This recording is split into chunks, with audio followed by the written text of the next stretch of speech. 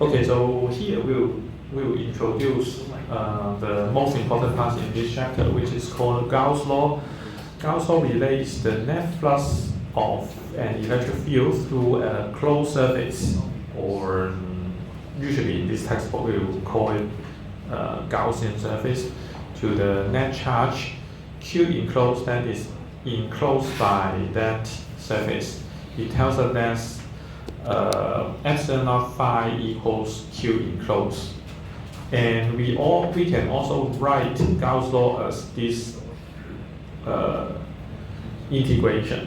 OK， 就是说这个 Gauss law 有两种形式，一种形式就是 epsilon naught phi 等于 Q enclosed， 那这个看起来就比较简单，但是就比较不好用啊。那比较好用的话，就是下面这一个有积分的，就好像说你们学这个牛顿第二运动定律嘛，就是Newton second law of motion， 就是 F equals ma 嘛，那就是高中学生就可以用 F equals ma 嘛。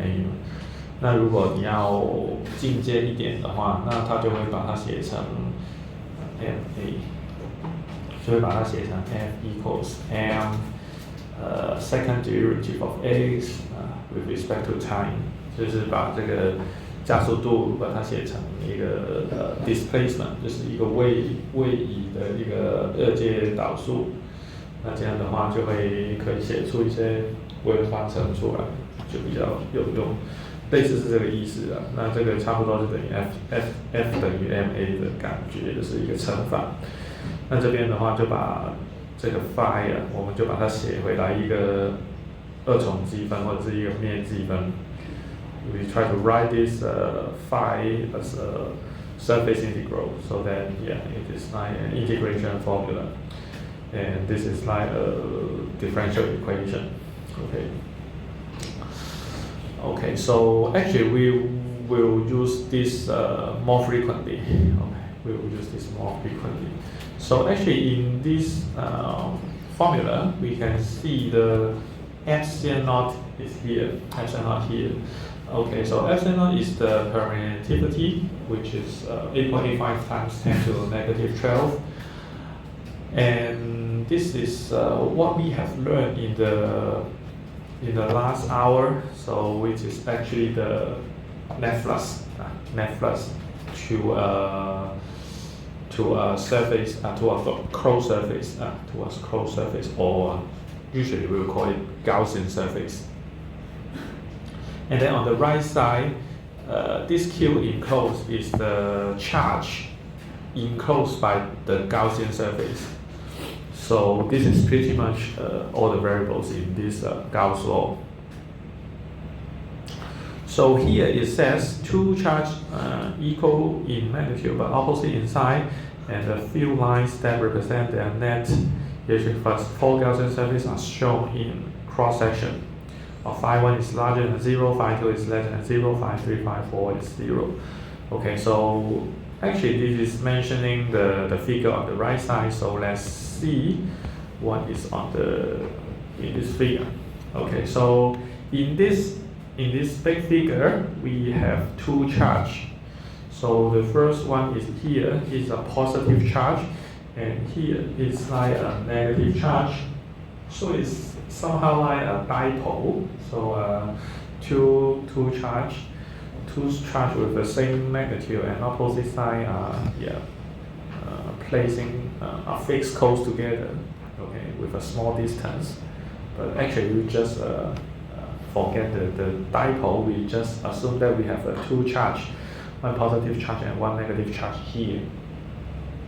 And here we try to define four Gaussian surface, which is S1, S2, S3, and S4. Okay, and just as what I mentioned, the Gaussian surface doesn't necessarily to be some regular shape. Okay, it can be an arbitrary shape. So so it's just demonstrate like a very arbitrary shape here. So for example, this S1, you assume this is a surface enclosing this positive charge. Okay, 就是 S1 就是一个很怎么说，很形状很奇特的就是包着这个正电荷的。Okay, so actually you can simply observe that all the E field lines are going outward through this Gaussian surface. Yeah, so you can somehow imagine, for example, for this point, for this point, dA is pointing to this side, and for example, this one, dA is pointing to this side. Yeah, even though this E field and dA are pointing to different direction, but at least this theta between E and dA are smaller than 90 degrees.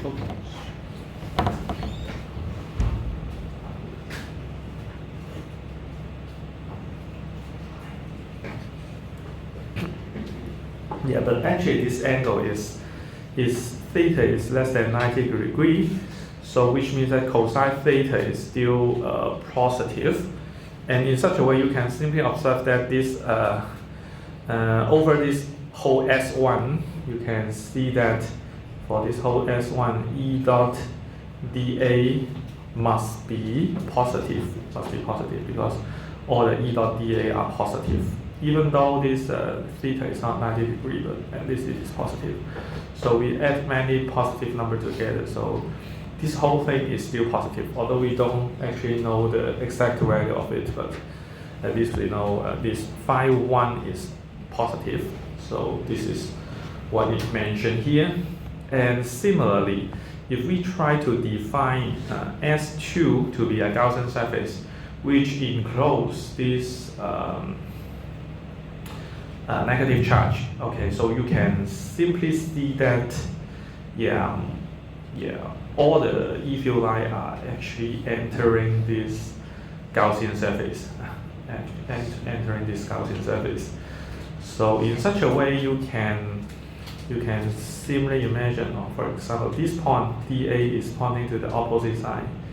Yeah, for example, this dA is pointing to this side, so you can also imagine that E dot dA for the S2 are mostly are all negative. Okay, so or it means that this whole surface integral should be negative.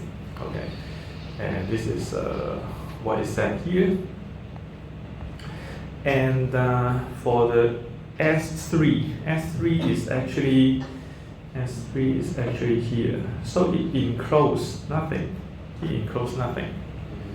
Okay, and you can see that some of the E field are going into this Gaussian surface, some of the E field are going out. So when you actually try to calculate this integration of S3 for E dot dA, something like this, it will be something like some positive number added with a negative number. Okay, some of the E dot dA are positive. For example, this side will be positive. This side will be positive, and then the upper side tends to be like a negative. So in such a way, we have some positive number and negative number, and then finally the Gauss law tells you that as much as this Gaussian surface encloses no charge, encloses nothing. Okay, so actually this whole thing must be zero. This positive number and negative number must be perfectly cancelled, and it turns out to be a zero. Okay, so this case, this Gaussian surface encloses nothing. Okay, even though parts of the surface it will have some E field going in, part of the surface will have E field going out, but for the net flux it must be zero, which is this part. And then for the final part is actually S4. S4 is the whole big shape here. Okay, this is the S4. which means that this S4 enclose both the positive and negative charge with the same amount but on opposite side. So which means that the total enclosed charge is still 0. So here, Q enclosed 4 is still the Q minus plus negative Q, which is still 0. Okay, in such a way you can still see, yeah, for the S4 we have some E field line going outside here, and then we have some E field line going inside here, and then the Gauss law still tells you that the total flux, the net flux for S4 should still be 0, even though it encloses 2 charge, but the total charge enclosed, yeah, is 0. Okay, so which means that the net flux for this Gaussian surface that enclose these 2 charges should still be 0. Okay， 所以这个高斯定律，这个 Gauss law 的话，就是告诉你说，这个当你定义一个高斯面当你定义一个封闭的面的时候，你就可以算它的 net flux， 你可以算它的 net flux。那这个 net flux 的话，就会跟它所包围的电荷总电荷量有关。它如果包含正的电荷，那它就会是一个正数；那如果包含的是负电荷，它就是负数。如果是有些正有些负的话，它就看它总和是多少。那然后看完正负号的话，就看那个大小。大小的话就是这个 net flux 跟这个电荷成正比，这个比例就是这个 epsilon naught， 就是满足这个式子。简单来说的话，就是 epsilon naught 乘以这个 net flux 会等于这个 Q enclosed， 但是用起来实际上的话，就是我们把 net flux 写成这个面积分，这个 surface integral 会比较好用。OK， 那有没有问题？没有问题。Okay, so this slide tells you that actually the Gauss law is actually compatible to the Coulomb's law. 21章的话，我们学了高斯定律嘛，那这边的话就会有这个不是这个库伦定律啦，那个是库伦定律。那现在的话，我们学了一个高斯定律。那实际上的话，我们可以利用高斯定律去把这个库伦定律推出来，所以它们是共融的，就是 compatible 的。Okay, so here, suppose we have a positive charge Q here, and then we assume S is a spherical Gaussian surface, and then the center of this sphere is actually the same as the position of the charge. Okay, 所以这个电荷就在这个 Gaussian surface 这个球面的 Gaussian surface 的中心。Okay, so actually we can apply the Gauss law for this Gaussian surface. Okay, so originally the Gaussian surface is like epsilon naught multiplied by this net flux is equal to the Q enclosed, and actually this Q enclosed, this Q enclosed is actually Q here. So nothing special, and we would like to try to simplify this surface integral. And as much as this sphere is symmetrical for the charge, which means that for every point on the sphere, it should have the same distance. It should have the same distance to the center. So which means that according to our prior knowledge, we should know that the E field, just say this is a positive charge. So for this point, we will have an E field pointing this side, and then for for a point here, we will have a E field pointing to the bottom left, something like that. And also we would also know that at this point, the dA must be pointing to the same direction. The dA must be pointing to the same direction because it is a sphere. And if we would like to draw the perpendicular line to the tangent surface, then yeah, the dA will be pointing this side, yeah, and then also for this one, E field pointing to this side, and then dA pointing to the same direction.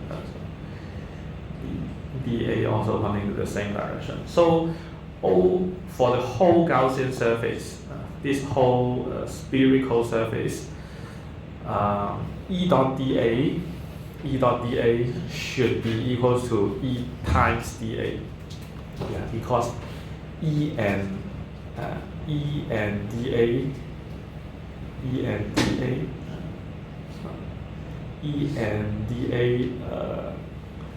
points to the same direction.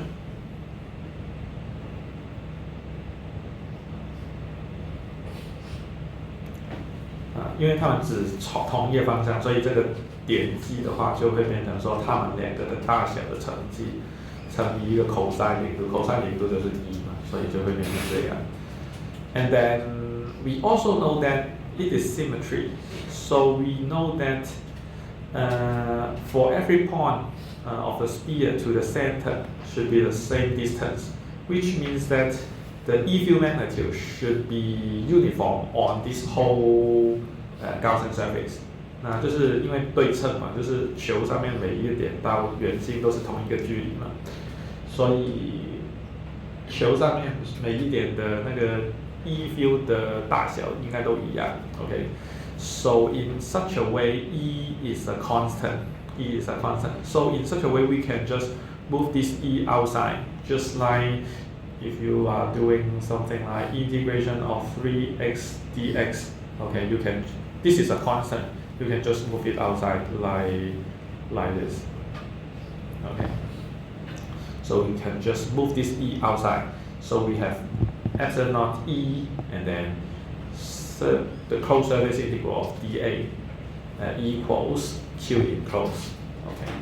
In here, we would like to know the surface area of the sphere, and I think high school mathematics you should have learned the surface area of a sphere, which is 4 pi r squared.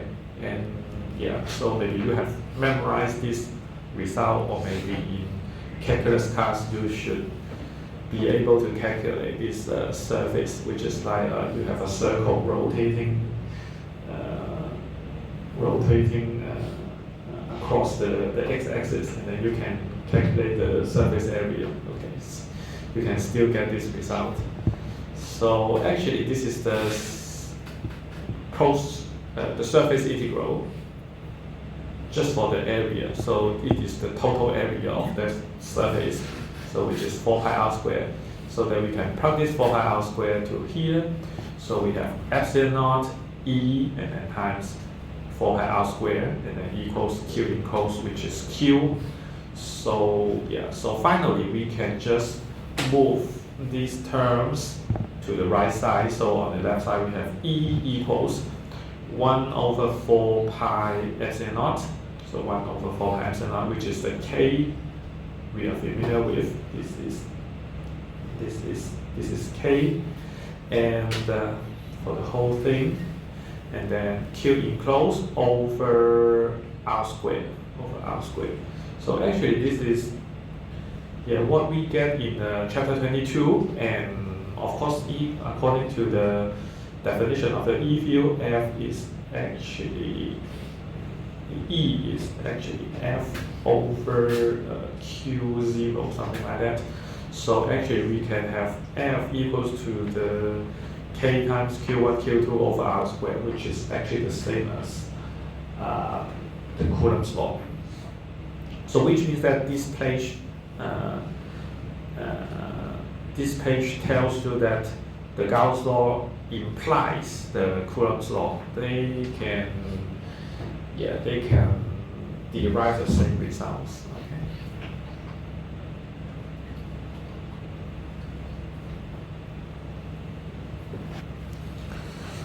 Okay, so here we have another sample problem. So it says in a cross section, a plastic spherical shell with uniform charge, capital Q here, equals negative 16e and radius r 10 centimeter. Okay, so pay attention, the unit.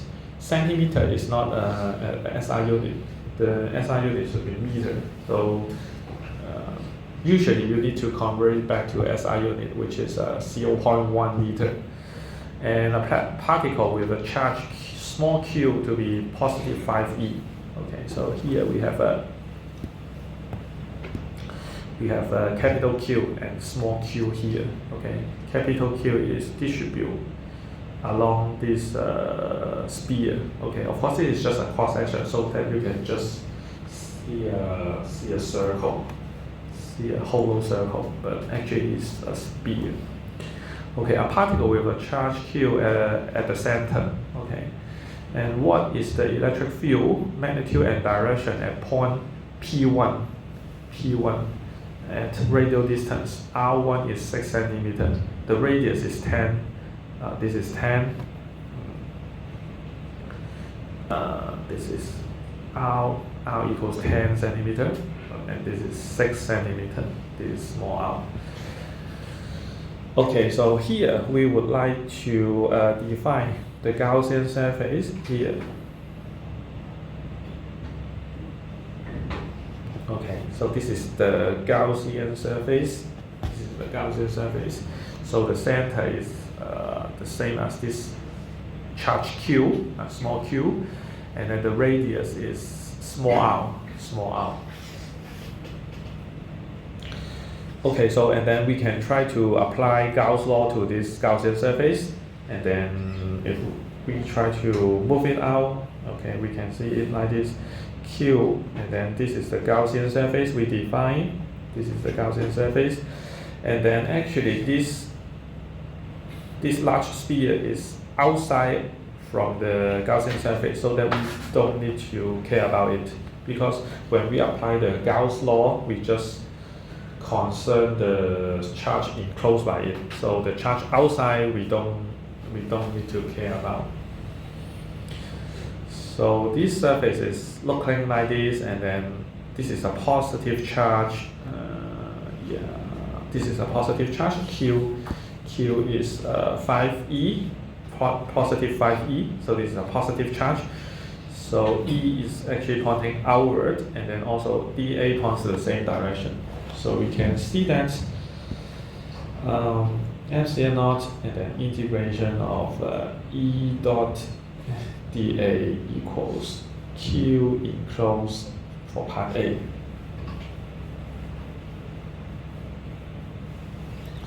And actually, the Q enclosed for part A is nothing but Q, which is plus 5e. Maybe we can just keep this Q here. So, and similarly, we can observe that E and dA are pointing to the same direction. In such a way, we can have integration of E times dA. So times cosine of 0 degrees 1. So we just ignore it. So it is equals to Q. And then similarly, E is uniform, so we can just put E outside, and then it remains the integration of dA, which is the surface area of the sphere. So which is nothing but E0 times capital E, epsilon naught times capital E, times the surface area, which is 4 pi r squared equals Q. Okay, so in such a way we can somehow rearrange the term. So we have E equals 1 over 4 pi epsilon naught, and then times 5e, this is actually 5e, and then over r squared. And then we can plug in the number. This is k, which is 8.99 times 10 to the 9th power, and then times 5, and then E is 1.6 times 10 to minus 19, and then over this small r is 6 centimeter, which is 0.06 square. Okay, like this. So you can actually using a calculator to see that this is actually 2 times 10 to negative 6, and over C, or you can use the scientific prefix to write it as 2 micro Newton per coulomb. Okay, somehow like this. You can just answer one is okay. You can use this one or you can use this one. Both of them are fine. OK， 所以这个例子的话，就是告诉你说高斯定律可以这样用。那对，就是用了高斯定律的话，你就会变得很简单的话，就是我外面根本就不需要看，在算 P1 这点的电场的时候，我只需要看这个 Q 就好了。如果你还没学高斯，你用22章的方法的话，就会变得非常难，它几乎是很难算出来的。因为如果你要算这一点的电场，当然这个很好算，但是剩下那个球面算到这里的话，你要把这个球面切成一小块，然后算 d1，然后加起来的话，它就会很难算出来。那这个就会跟21章 Chapter 21的时候有一个叫做shell theorem 有关的，就是不知道你们还记不记得？待会会讲到这个的。那shell theorem 就是说，我有一个球面的话，那在它里面所产生的电场就会零，就是有它所贡献的电场会零。所以换一个角度说，就是在 P1 这个点，外面这个球体的电荷就不会有任何的影响，只要它是均匀分布的。Okay, so this is part A, and then for part B, it asks you the same thing but at point P2. Okay, at point P2, which is actually here, outside the sphere. Okay, so here we try to define the Gaussian surface here. Okay, so this is still like, this is actually R1. R equals R1, which is greater than capital R. Okay, so in this case, we have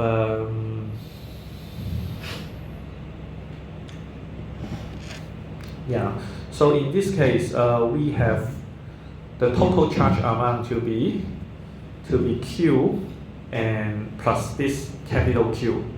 So actually we can just repeating this and then changing this to Q equals comma B, and this B will be small q plus Q. Okay, maybe I can just still write it out like epsilon naught integration of E dot dA equals Q enclosed B, which is Q plus small q. Okay, so and then most of the steps are the same except small q is changed to Q plus small q. So finally the answer will be E equals 1 over 4 pi epsilon naught times Q equals B, which is Q plus small q over R squared. Okay, so this is like yeah.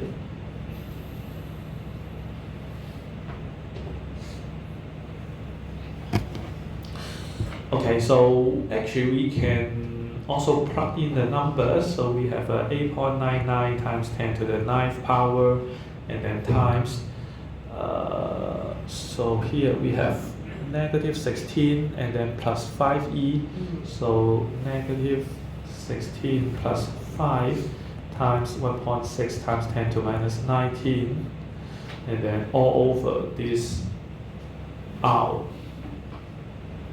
This R will be 0.12 quarter t squared. So the final answer will be negative 1.1 times 10 to negative 6 Newton per coulomb, or you can write it as negative 1.1 micro N per coulomb.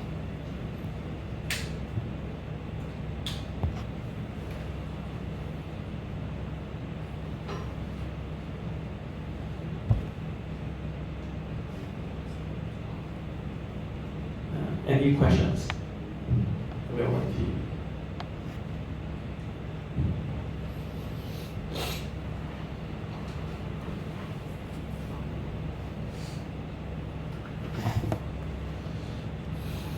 OK， 那如果我们要把这个电场的大小跟这个距离啊，把它画成一个线的话，这个是1的话，它就会类似长这样的，就会类似长这样，然后到10厘米，10厘米就是 R 的位置，R 是10厘米。应该是说 small r 等于 capital R 等于10厘米，它就会跳到下面，然后再从这边回来。那这一段的话，它就会是 5e 除应该是 5e 乘以 k 除以 r 平方。而这一段的话，它就会是负11e k 除以 r 平方，就会从这里突然间跳到下面去。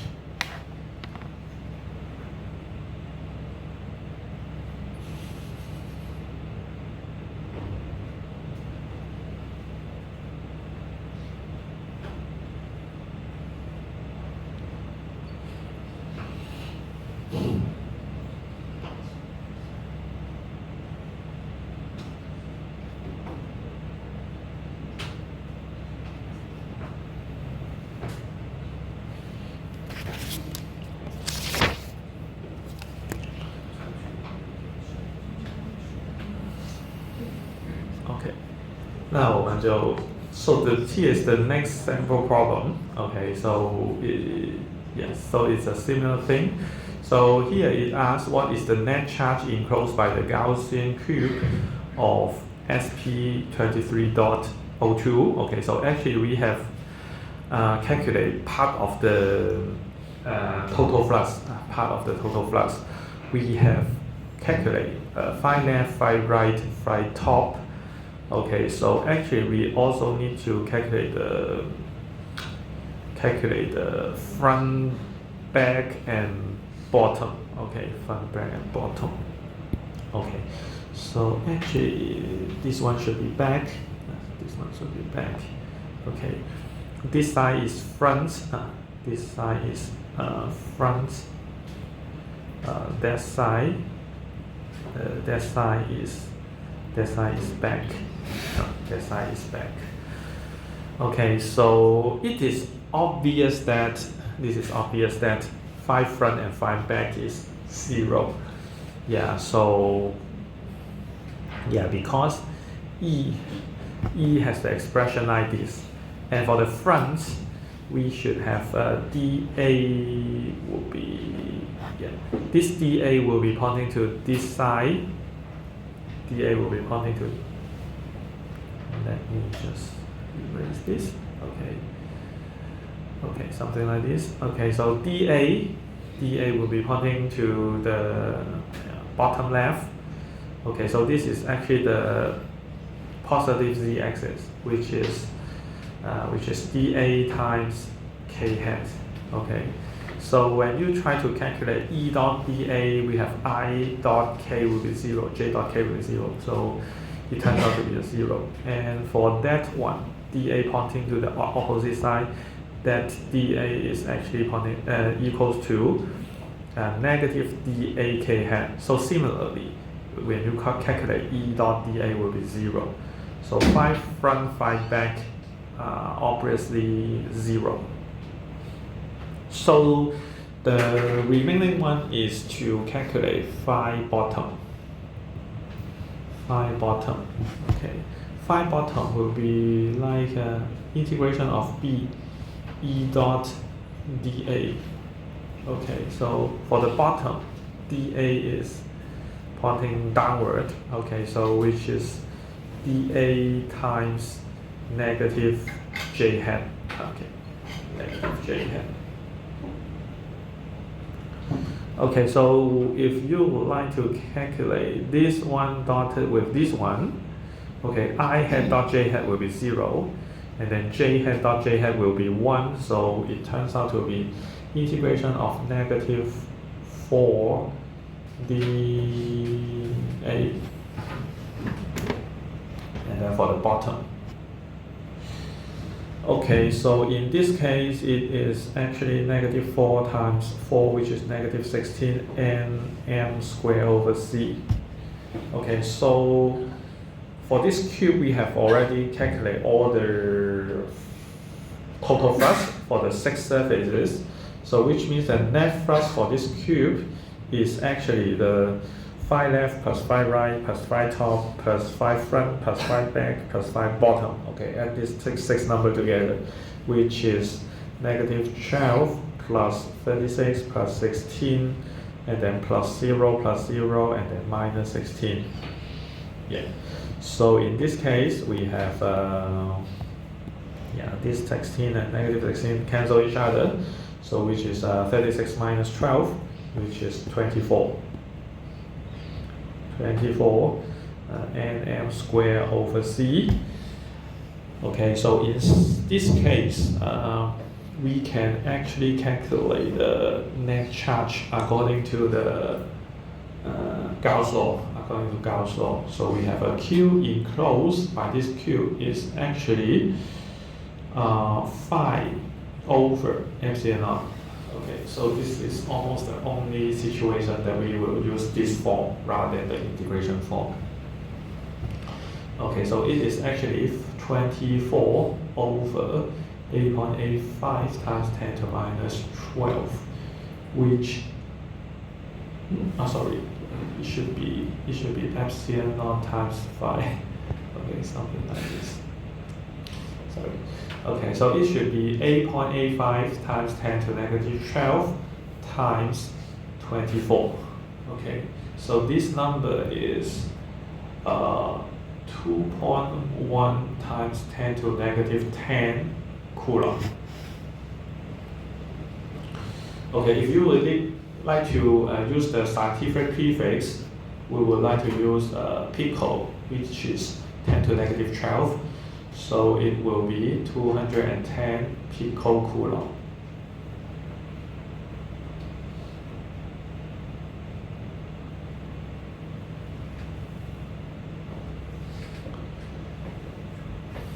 So for most of the case, we will make this number between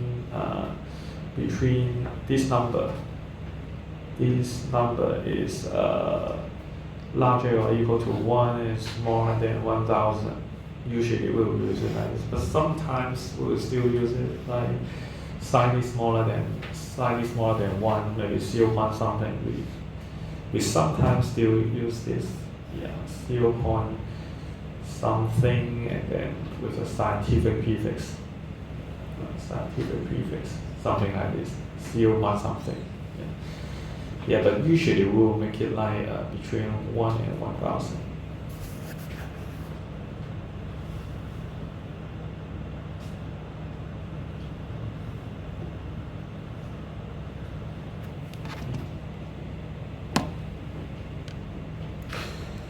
Okay.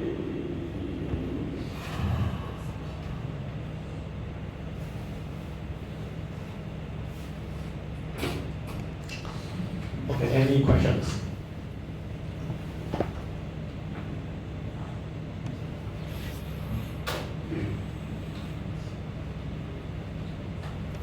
Okay, so maybe let's finish this 2 page.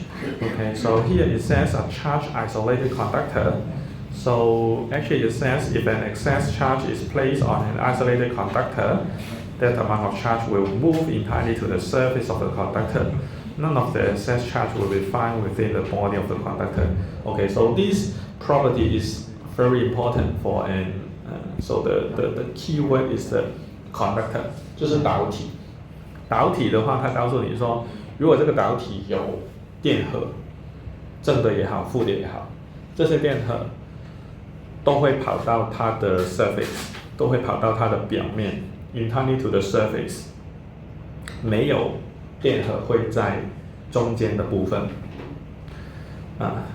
So the idea is like if there are some charge inside the inductor, inside the conductor, then there will be some E field.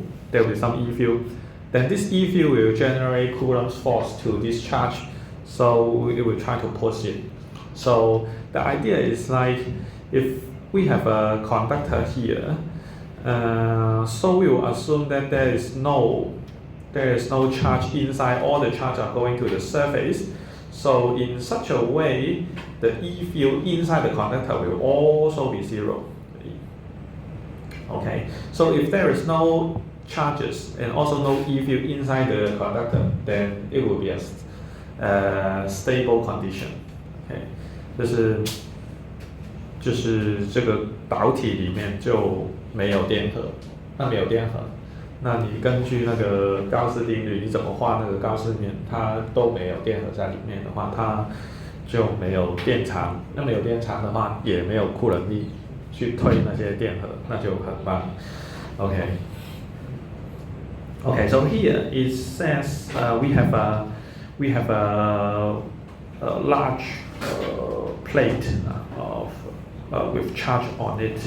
Okay, so here we try to calculate the E field generated by this conductor with the excess charge. So we try to define a Gaussian surface as a cylindrical Gaussian surface, which means that this is a cylinder. This is a cylinder. Okay, so yeah. So actually, the idea here is like, inside the conductor there is no E field, so that this part contribute no net flux to the Gaussian surface. And for the side, dA is pointing to this side here. dA is pointing out of the page, and dA is it is all the way perpendicular to the E field because we because we assume that this plate is infinitely large. So for every point, they are symmetry to each other. So which means that we know that the E field should be perpendicular to this plane. Okay. In such a way, for the side, dA E dot dA should be zero. So the only phase that contribute to the net flux is this one. Okay. So finally, this epsilon naught integration of E dot dA is simplified to just E times A. E is the E field generated by this conductor, and the A is this part. A is this circle, and we have a Q enclosed. Q enclosed is actually the Q here, and then the Q here we write it as the surface charge density multiplied by the area. Okay, and then finally we can see that we can do some cancellation. This A cancel with this A. So finally we have a E equals sigma over epsilon naught. Okay, which is a constant E field generated by this structure. And if you still remember in the last chapter, we try to derive the E field generated by a charge disk, and then this charge disk, if this disk is infinitely large, which means that R tends to infinity, we have this expression, and then here we have a factor of 2. In this case, this is a thin disk, so it will generate E field pointing upward on the top part, and then E field pointing downward at the bottom part. But here we assume that this is infinitely large. this conductor is infinite large, so it only generates E field on the right side. So it's somehow like all the E field are concentrated to the right side, so it is 2 times larger than this one. Okay, so yeah, so then based on this, you can imagine if we need to use the idea in the last chapter, you need to do many things, or you need to do many integration to really come out this expression. But here, if we just simply use the Gauss law, then the step is just like 1 line, 2 line, and then we already come to the similar expression. Okay, so but of course you need to understand the mathematics about the Gauss law behind. So yeah, so you use some complicated mathematics to simplify your calculation, simply speaking. Okay, so yeah, so